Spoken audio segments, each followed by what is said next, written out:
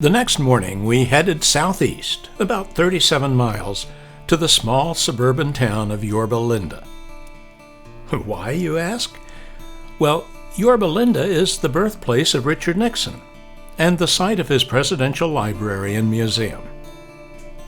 In contrast to the Reagan Museum, we felt the Nixon Museum had less glamour, but more substance. Before becoming president, Nixon had been a lawyer, a World War II officer, a California congressman and senator, and vice president under Dwight Eisenhower. In 1952, he gave a television speech that saved his place on the Republican ticket, his famous Checkers speech, and I finally got to hear it. One other thing I probably should tell you, because if I don't, they'll probably be saying this about me too. We did get something to give after the election. A man down in Texas heard Pat on the radio mention the fact that our two youngsters would like to have dogs. And believe it or not, the day before we left in this campaign trip, we got a message from Union Station, Baltimore, saying they had a package there. We went down together. You know what it was? It was a little Cocker Spaniel dog. Great that he sent all the way from Texas. Black and white, fine. And our little girl Fisher, the 6-year-old, named Cat. And you know, the kids, like all kids, love the dog. And I just want to say this right now, regardless of what they say about it, they're going to keep it. And now finally, I know that you wonder whether or not I am going to stay on the Republican ticket of the South. Let me say this. I don't believe that I ought to quit, because I'm not a quitter. 8 years later, in Nixon's first presidential campaign, TV didn't treat him quite so well. He looked haggard next to the more charismatic John Kennedy, and he lost by a razor-thin margin.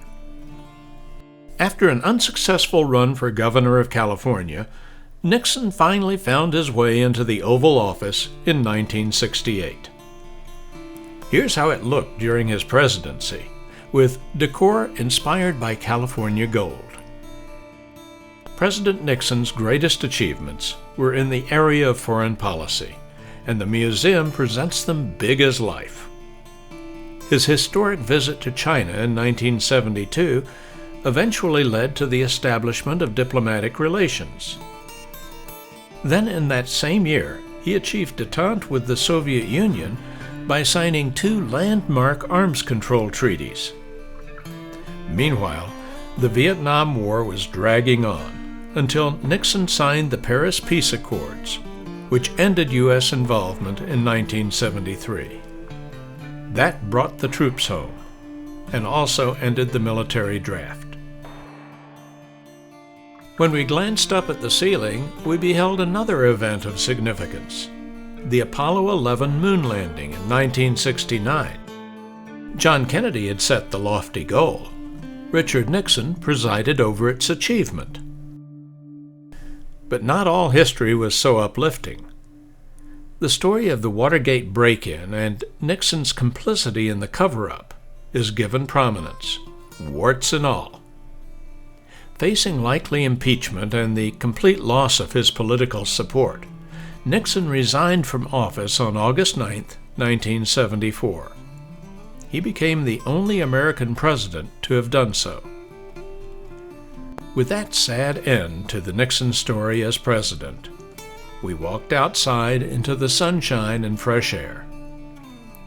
Nixon would go on to spend the next 20 years writing his memoirs and 9 other books, traveling the world, and rehabbing his image into that of an elder statesman and foreign policy expert.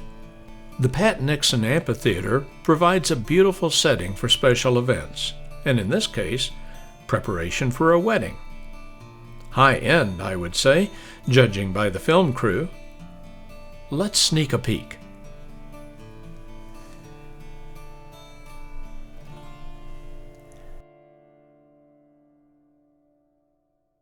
As we wander the acreage that used to be the Nixon family's lemon orchard, we find a Marine One helicopter, which had been used by several presidents.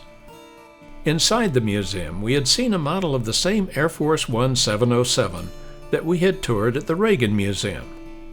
After 7 presidents, it finally had landed. Now we come to the birthplace and early boyhood home of Richard Milhouse Nixon, which had been lovingly preserved. Most of the furniture is original. He was born in 1913 to a Quaker family and had 4 other brothers, 2 of whom died in childhood. As a boy, young Richard never learned to read music, but he played the piano at church and also learned to play the saxophone, clarinet, accordion, and violin. The graves of the 37th President of the United States and his First Lady are near the home. Richard died in 1994 of a stroke. He was 81. Pat had preceded him by 1 year.